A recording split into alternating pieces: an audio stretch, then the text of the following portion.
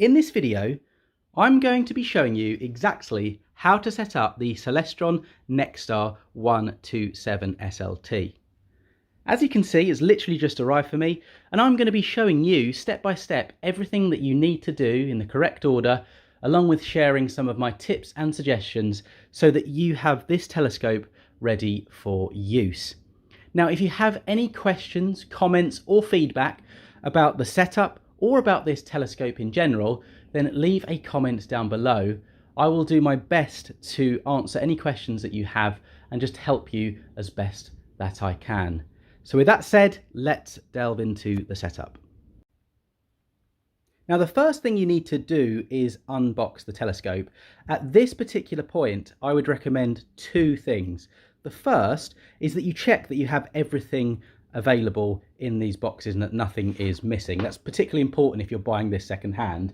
Now, for this telescope, you should have an optical tube, fork arm, the pre-assembled tripod, computerized hand control, the hand control holder, star diagonal, two eyepieces, finder scope, accessory tray, and all of the documentation, including the owner's manual.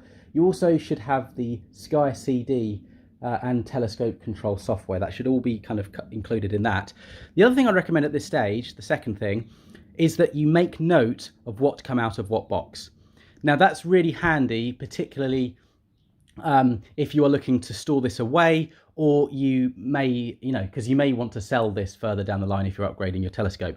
Just knowing how to get it all back in the box, trust me, I've done this quite a few times now, and you'll be surprised. You think it's easy, just put it in different boxes, but it's not. You want this to obviously store away properly, be completely level, and go back into that outer box as well. So they're my two tips at this stage.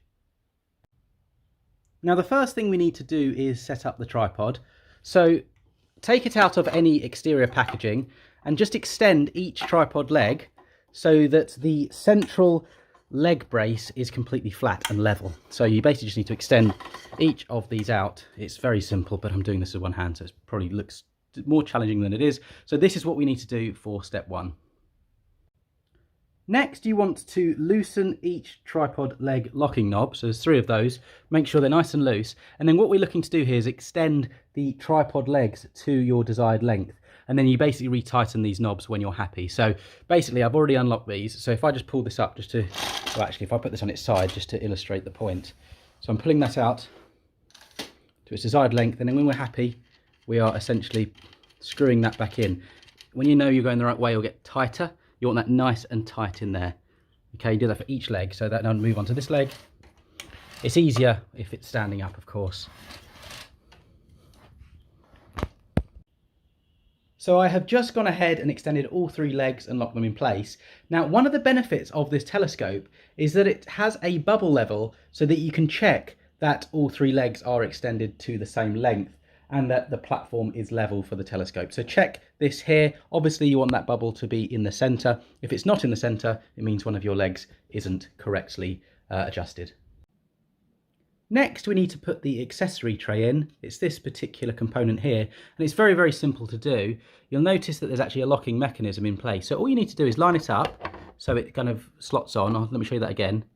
So it slots on, and then you just need to turn it anti-clockwise so that you're locking it in. You should notice, if I push that a little bit more, hopefully you heard that click.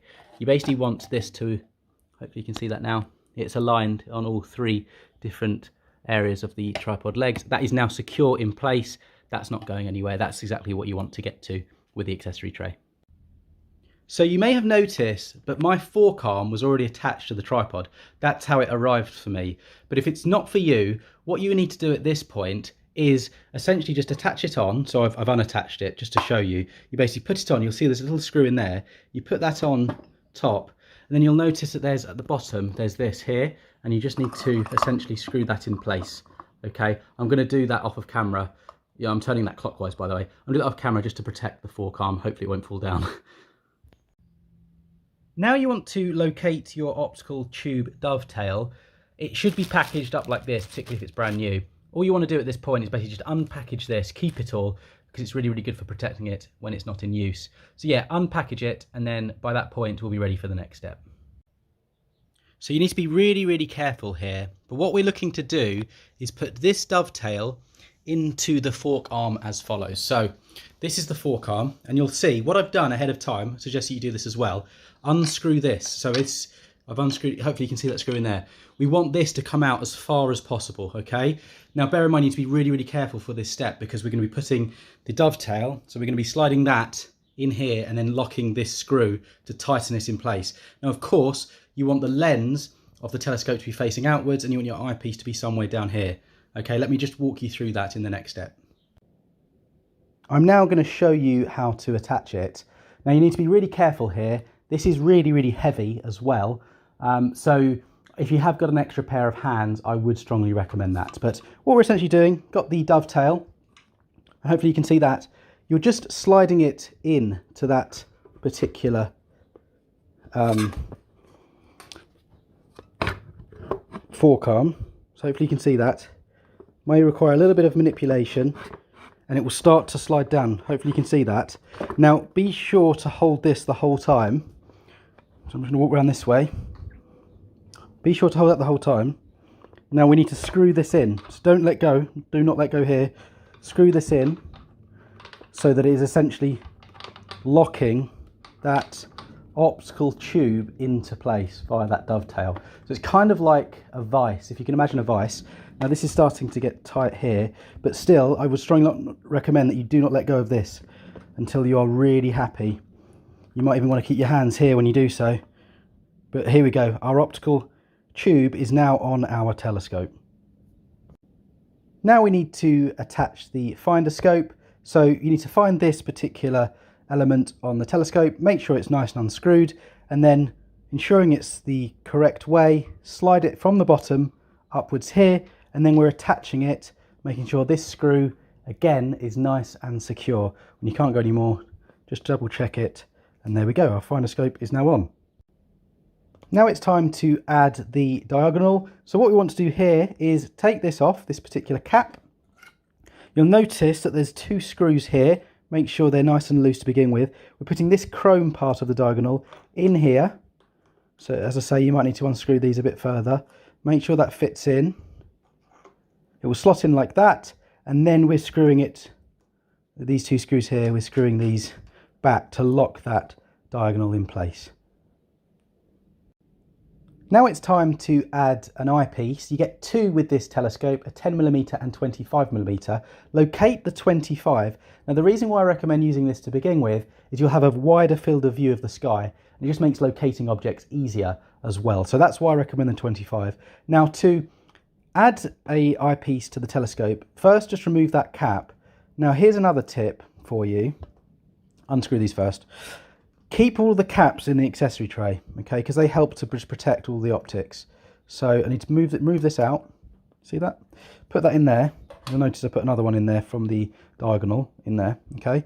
Now again, chrome in here. Make sure that those screws are sufficiently out so this will slot in. Put in the eyepiece. When those screws are out properly, it should slot in.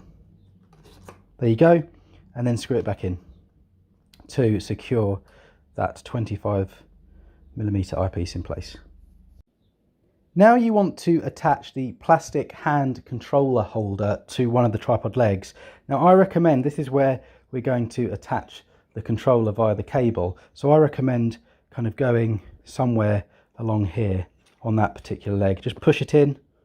You can always move this off and change it as you see fit and accordingly. So it just goes on like that, and then obviously if you want to remove it or change the leg, just pull it off. Locate your computerized Nexstar hand controller and just slide it in to that holder that we just did in the step before. Now you want to take this little part of the cable and put it in the hand control section here. You're waiting for a click, ready? And that's now in. We are almost ready to start using this telescope.